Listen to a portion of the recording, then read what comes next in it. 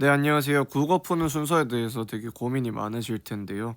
제가 수없이 많은 시도 끝에 가장 점수를 높게 받을 수 있는 풀이 순서에 대해서 조금 팁을 드리고자 합니다. 대신에 이제 본인의 선택 과목 혹은 실력에 따라서 조금 변주가 있을 수 있어요. 네, 기본적인 틀로 추천을 드리는 순서로 한번 가보겠습니다. 네. 우선은 화작 선택자 기준으로 갈게요. 그 사람들 숫자가 더 많을 수 있다 생각을 해서. 네, 화작 선택자. 자, 화작에 자신이 있느냐 없느냐로 기준이 좀 갈릴 것 같은데요.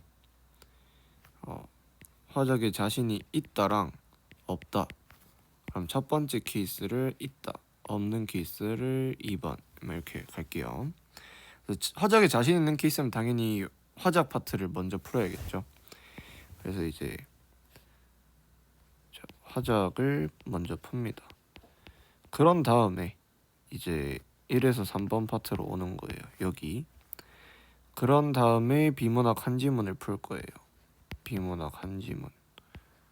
근데 그 한지문이 어떤 게 될 것이냐 하면은 이제 이거는 작년 수능 기준으로 가져왔는데 이렇게 끝부분에 보기 문제로 끝나는 거, 그러니까 이런 어휘 문제로 끝나는 거 말고 보기로 끝나는 세트를 최대한 풀 거예요. 그래서 이제 여기 10에서 13번 파트라고 봅시다. 네, 그러면은 여기를 풉니다. 그 다음에 이제 전략적으로 넘어가는 거예요. 바로 이제 문학을 풉니다. 근데 문학은 개인적으로는 푸는 순서가 작품 풀이 순서가 그렇게 중요하지 않다고 생각해요. 제공되어 있는 순서대로 푸는 게 제일 뭐 간편합니다. 약간 그때그때 또 뭐부터 풀지 고민하는 것도 시간이 조금 섞일 수가 있고요. 네, 그런 다음에 이제 오는 게 가나 지문을 풉니다. 그리고 마지막으로 있는 게 이제 어휘 파트가 있는 마지막 세트를 푸는 거죠. 그 이유는 이제 이전에도 올린 영상에서 말씀드렸다시피 한 지문을 날리게 된다 하면은 여기 마지막을 푸는 세트겠죠. 근데 이 어휘 파트를 만약에 이제 당연히 풀겠죠. 이거는 푸는데 30초도 안 걸리니까. 그렇게 된다면 찍게 되는 문항수가 3개밖에 안 됩니다. 그럼 앞에 틀리더라도 이 3개 중에 예를 들어서 한 번으로 찍는다 하면은 어휘랑 다른 번호로 찍겠죠, 보통은.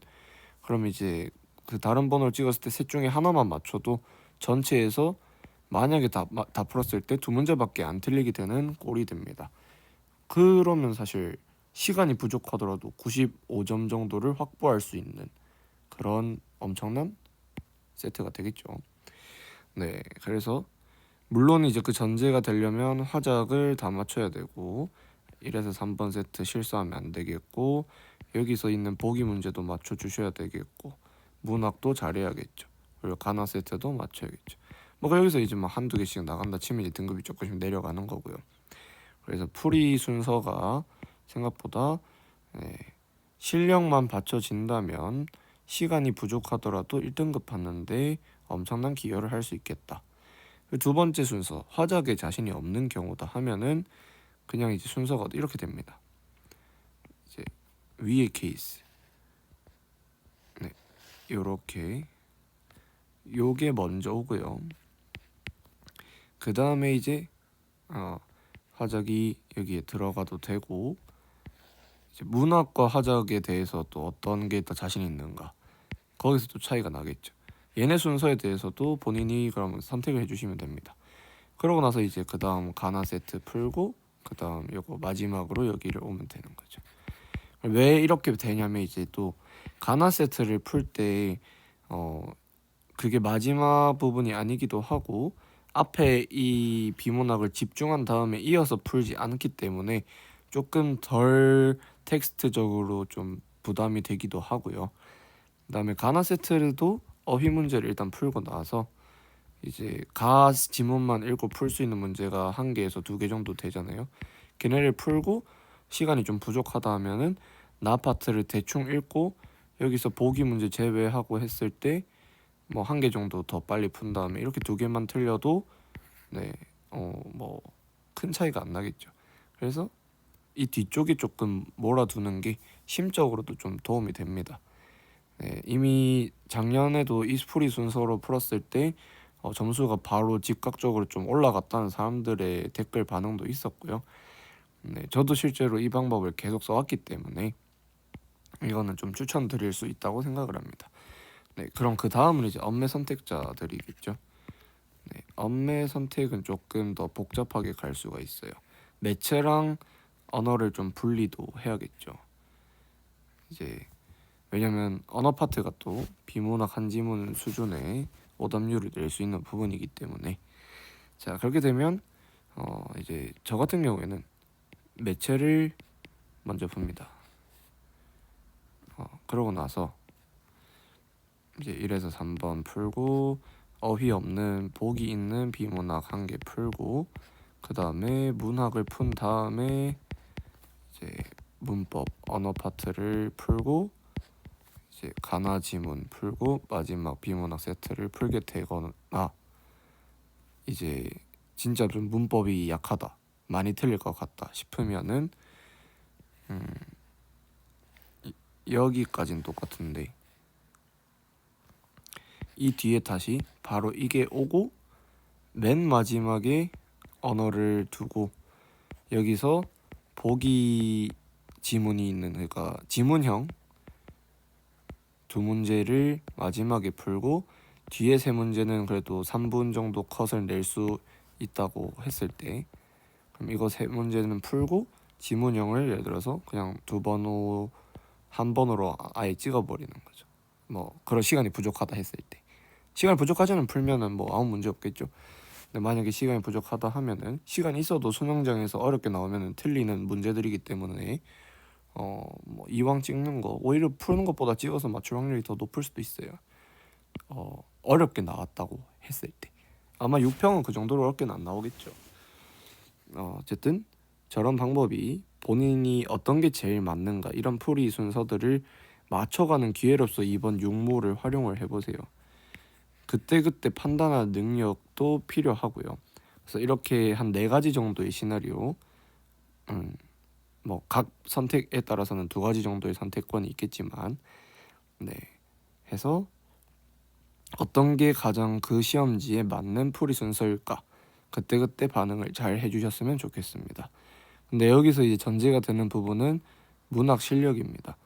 문학은 어느 정도 이미 완성이 되어 있어야 기본적으로 3등급 이상을 확보할 수 있는 전제가 되기 때문에 문학을 생각보다 좀 투자를 해주셔야 됩니다.